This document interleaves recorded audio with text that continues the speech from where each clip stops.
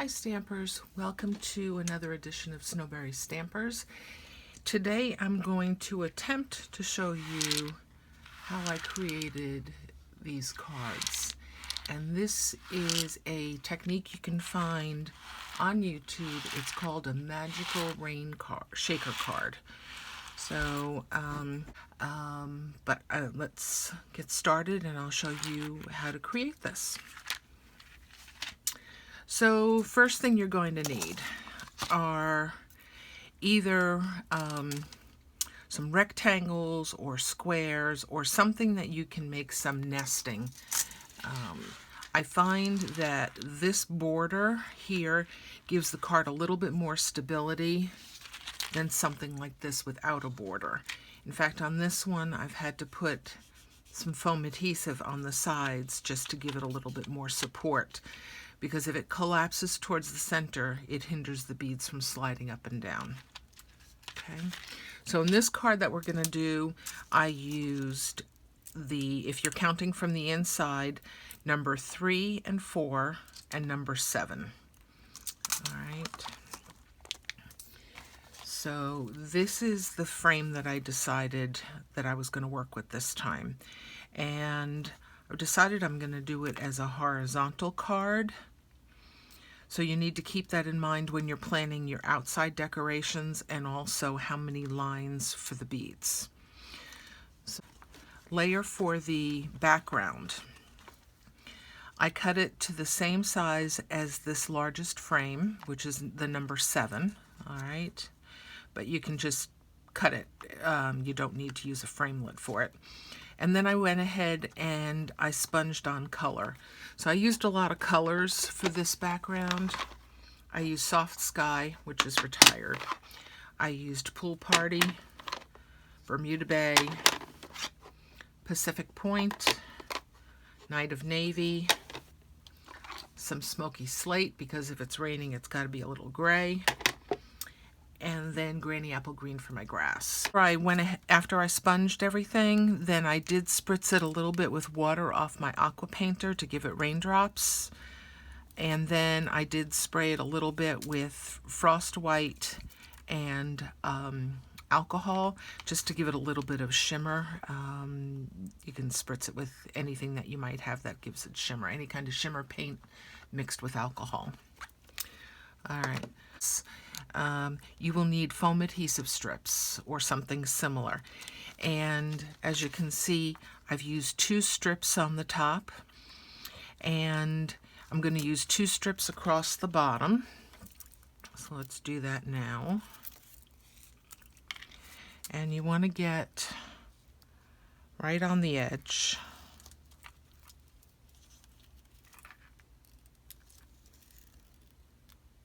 All right. Give that a good firm push and trim that off. All right. Now you'll need to decide how many strings you'd like for your rain. And I found that doing every 1/2 inch works for me. Some people are doing it every 1/4 inch. It also depends upon how big your beads are. And I'm just using these seed beads that I got at Michael's, and then I used this clear transparent cording that's 0.10, and I got that from Michael's as well. So what I did off camera ahead of time is cut a bunch of pieces. This happens to be like 10 or 12 inches long. It really doesn't matter. And this is a great use for your old washi tape. Just put a piece of washi tape on the end so that you can thread the beads on without them falling off. This is not a secure way of doing it. If I pulled on this, it would come off. So this is just to keep the beads in place. All right. And what you need to do is pull the top off of your foam adhesive strip. Oh, sorry. I went ahead and I marked, can you see here, in black marker, just right up against the foam. I went ahead and I marked every 1/2 inch, and I did that on the bottom as well, so that now I can line up the thread keeping the beads in the center, and you want to push that down. Now it will not stay taut. And what I found is I do 2 of them. Oops.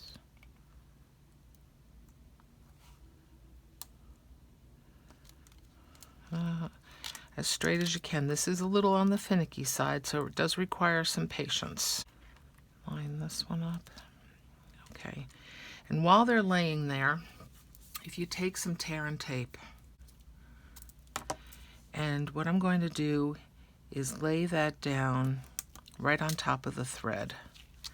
Then I can go back and pull the bottom filament thread and make sure it's taut without the card bowing.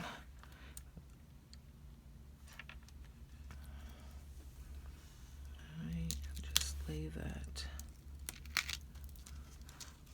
pull, and stick that down. Okay.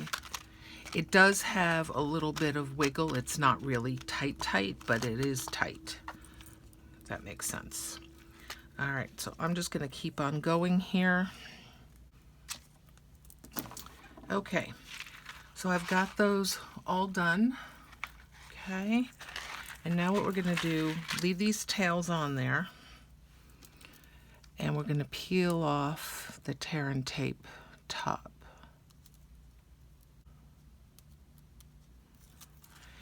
And once you've got that off, you're going to take another 2 strips of the foam tape and lay that right on top.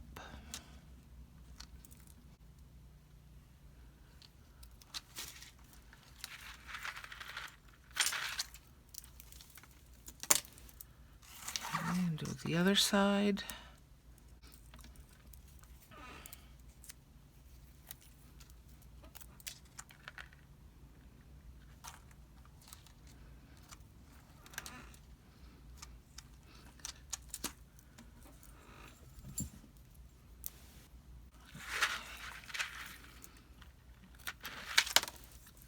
All right. Now, before we take the tops off of those, you want to trim these down.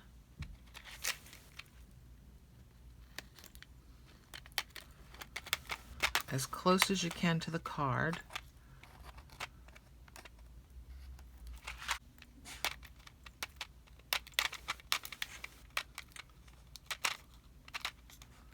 And they're really hard to see.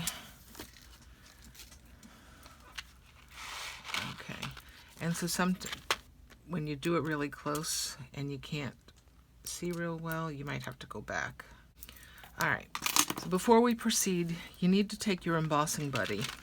And you see the beads get stuck up here a little bit. So push them down and just tap, before you take the cover off the foam tape, just tap in, and that'll help so the beads don't stick. Just tap it in there. All right. So there we've got, oh, some are still sticking. Don't worry about the little black marks up there. They'll be covered. As far as beads, the amount of beads you use should depend upon how big your border is at the bottom, because the idea is not to see the beads when it's not raining.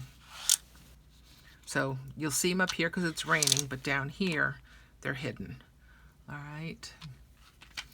So I decided to do flowers, and I wanted a watering can of some kind.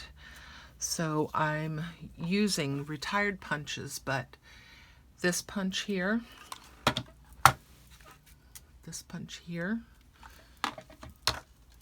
I'm using the branch from the Bird Builder punch. I'm using this this punch, and I've cut the leaves apart on this one. And I'm using the watering can from Country Home here. All right. So the first thing I'm going to do is peel this backing off and adhere my border. All right. And as I said, I've got a double border here. So I'm going to glue these two together. And I'm just going to use my mono glue and just scratch it around. Careful not to get too much glue on there. I don't want it to come off on the frame.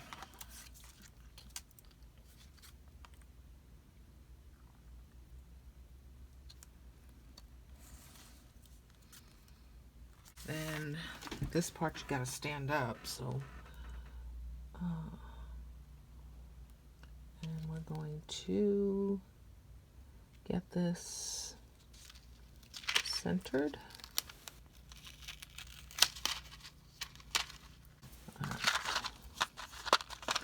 So there we've got the net. Oh, sorry. There we got the rain. All right, and then I prepared this ahead of time. So this is my border. It's going to go down here at the bottom for my growing garden. Just adhere this with glue.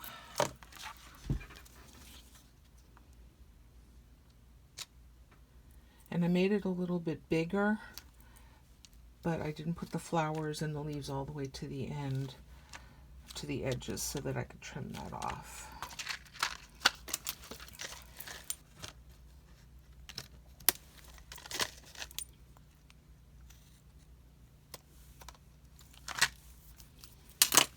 Okay, now I've got my watering can, and I'm going to put that on with some dimensionals.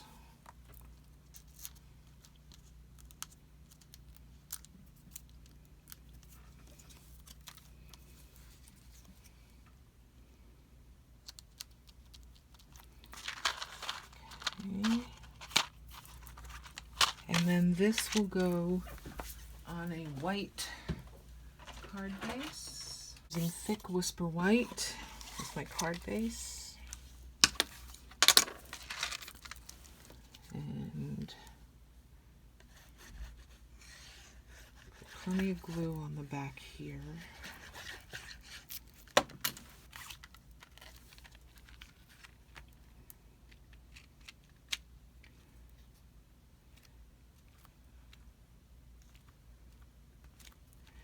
Press on the inside as well as on the outside to make sure you get where the beads are. And there you go. There's your Magical Rain Shaker card. If you've got any questions, please feel free to reach out. Again, this is Linda Goldhurst from Snowberry Stampers. And if you like this video, I'd appreciate a thumbs up. And I'd love for you to subscribe to my channel, and then once you do that, click the little bell and you'll be notified each time I upload a video. Hope you have a great day. Happy stamping.